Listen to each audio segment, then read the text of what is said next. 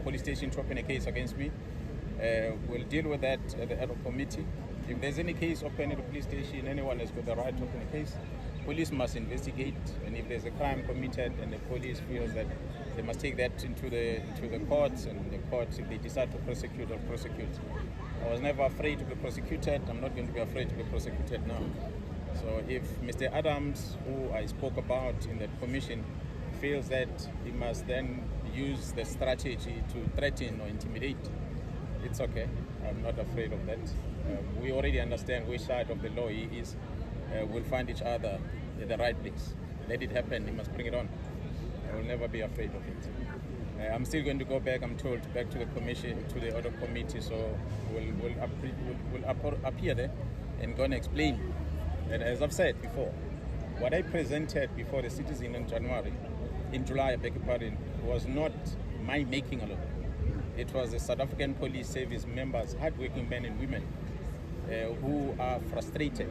And I'm sure as we are watching what's happening in the commission, we get to hear more and more police officers talking about the frustrations.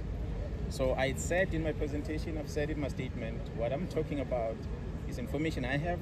Some of it I read on documents that I'm entitled to read, and some of it is information I received from the colleagues that briefed me on it. So as I presented, representing the men and women in blue, where there was any omission or error made, that was not intentional and it's going to be explained. We submit some statements, and I think maybe he might have missed the fact that what was spoken about in Parliament against what was in my statement are two different things. So maybe he needs to get my statement and read it and see where I wrote whatever that he went to open a case on, or else he's opening a case against what I said. What I said is coming from the team, and it's going to be explained when we go back to Parliament. We'll leave it like that. I can't comment about what's happening in the commission. Everyone is watching it as it unfolds.